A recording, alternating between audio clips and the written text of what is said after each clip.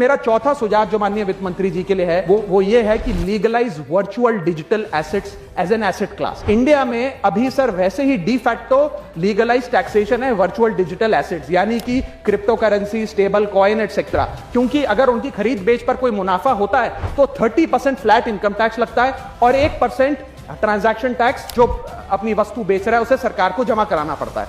But they are somehow not recognised as an asset class. VDS जो virtual digital assets है, एक asset class का दर्जा नहीं दिया गया, जिसके चलते कोई डेडिकेटेड लाइसेंसिंग लॉ नहीं है, कोई क्लियर कंज्यूमर या इन्वेस्टर प्रोटेक्शन कानून नहीं है, एएमएल कानून यानी कि एंटी मनी लॉन्ड्रिंग गाइडलाइंस और डायरेक्शंस इस एसेट क्लास के लिए नहीं है, and there is of course no explicit legal classification.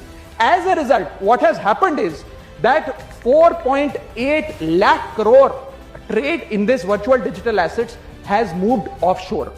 Bharat के बाहर निकलकर वो अन्य देशों में, दुबई, सिंगापुर, मलेशिया और अन्य देशों में इसका ट्रेड हो रहा है जो भारतीय कर रहे हैं। Second thing that has happened is that 73% of India's crypto trading volume in financial year 25 has moved to offshore exchanges. What has further happened is that 180 virtual digital asset startups have moved to countries like Dubai and Singapore. And as a result, जो देश, भारत देश के 12 करोड़ ऐसे लोग हैं जो इन virtual digital assets में, crypto में, RWA यानी कि रियल वर्ल्ड एसेट में, स्टेबल कॉइन में इन्वेस्ट करना चाहते हैं, वो ऑफशोर जाकर इन्वेस्ट कर रहे हैं। जरूरत है कि हम कंप्लायंस हिंदुस्तान में लागू करें, उसे हेविली रेगुलेट करें, लेकिन उसे ऑनशोर लाएं। इसके चलते अगर ऐसा होता है तो सरकार के खजाने में 15 से 20 हजार करोड़ रुपए का इजाफा होगा, उन्हें उतना टैक्स मिलेगा।